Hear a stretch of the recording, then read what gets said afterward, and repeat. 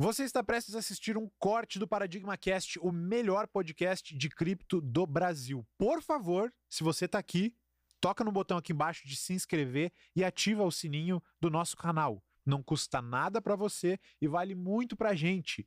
Combinado? Bom corte.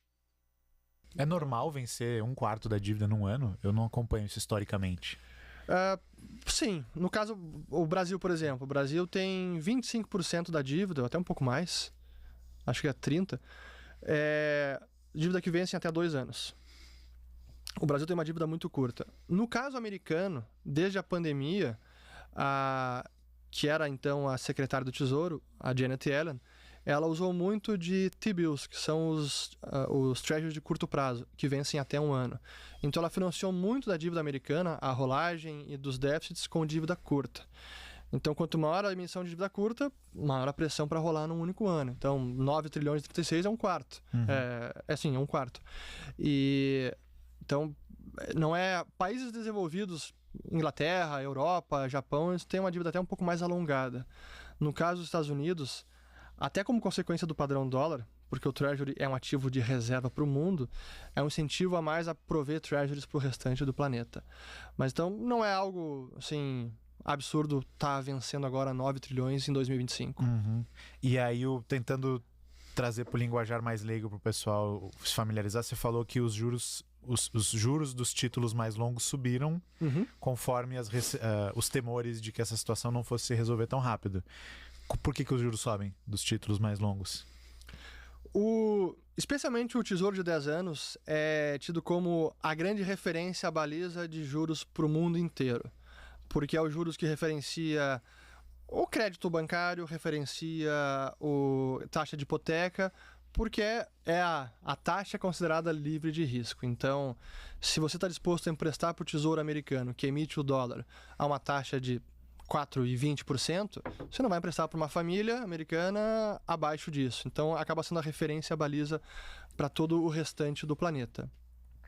Mas à medida que o déficit aumenta, ou a expectativa de que o déficit pode aumentar por uma recessão ou por um gasto maior, o mercado, os investidores começam a questionar aquela capacidade de repagar a dívida. Então, começam a exigir um prêmio maior. E aí, com isso, o juro sobe.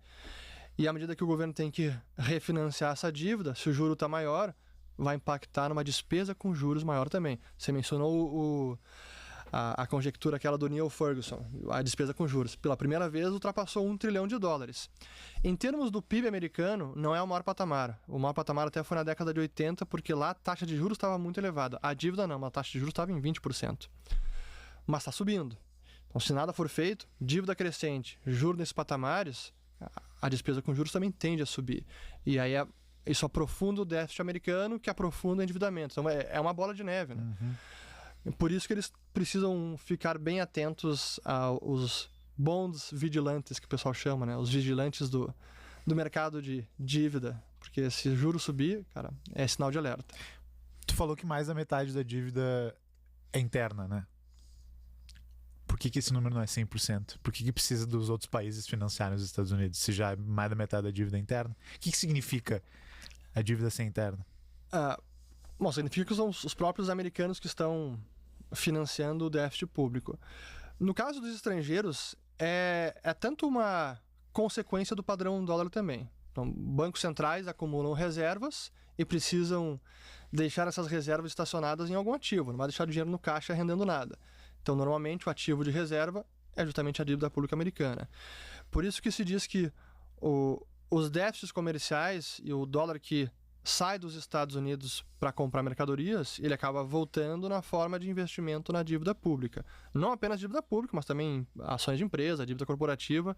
E por isso que aquele resultado final que eu mencionei chega a $24 trilhões, 80% do PIB americano. Bom, então os países, de certa maneira, são quase obrigados a financiar parte da dívida pública. Podem financiar menos? Podem. A China já está querendo fazer isso. Mas ele tem que achar alguma coisa na qual botar o dinheiro, né? Ouro tem sido a escolha principal.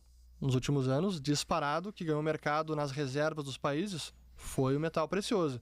Para a China, para a Rússia, que já vinha se preparando desde quando eles anexaram a Crimeia em 2014. Irã também. Índia, historicamente, sempre comprou muito ouro, até uma questão cultural do país. Até o Brasil passou a comprar mais ouro. A minute for the technology, um indiano cheio de ouro. Não por coincidência.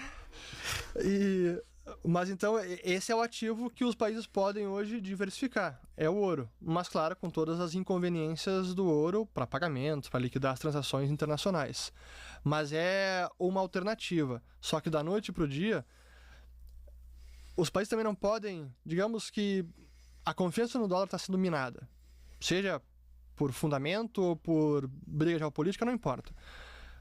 Nem a China, nem Brasil, nem Japão, nem outro país pode simplesmente decidir desovar os treasuries. Quer saber? A gente não confia mais no dólar, não é um parceiro confiável, a gente quer desovar os treasuries. Ainda assim, eles têm muito treasuries. Por que eles não podem fazer isso? Se eles desovarem os treasuries, as reservas que eles têm vão se desvalorizar bastante também. Porque ao desovar o treasury, é uma pressão vendedora, então o preço do título cai, o juro sobe, e o que eles ainda têm de treasury no seu balanço vai perder valor.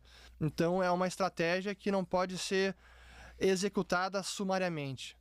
Pô, quero me desvencilhar do dólar? Ok, mas não posso fazer isso em um mês. Vou fazer ao longo de anos, que é o que eles estão fazendo. Por isso o ouro vem tomando mais mercado. Tipo uma shitcoin que não tem liquidez pra você vender tudo de uma Foi vez. exatamente isso que eu pensei quando ele tava falando. Até tem liquidez. Sim, tem liquidez, mas nesses montantes, pô, a China ainda tem 700 bilhões, o Japão tem mais, o Brasil tem 350. Então, são montantes relevantes. Aí na margem isso afetaria preço. Então, seria prudente, mesmo tendo desconfiança do dólar, executa essa estratégia com mais parcimônia ao longo do tempo e não em 6 meses. Mas quando uma pessoa ou um país começar a fazer isso, seria negativo? Tipo, se um país X começasse a vender as reservas deles, isso causaria uma comoção que desvalorizaria o Treasury, por exemplo? No limite, é o que tem acontecido. Assim, essas últimas semanas, algumas dessas disparadas de Treasuries se especula que foram vendas de bancos centrais também. Investidores, mas também de bancos centrais. A gente não consegue ver isso, real time? Alguns dados sim, outros... A própria China ela conseguiu até criar estruturas para assim, ofuscar muito dessa gestão de reservas. Eu fui ver, era mensal, quando eu fui pesquisar o da China, tem um update mensal só, a posição de treasuries. Exato. O próprio Tesouro Americano também divulga mensalmente, mas tem outras... No caso chinês, o que é oficial está em 700 bilhões, eu acho. Mas tem algumas outras empresas que não são consideradas como do governo.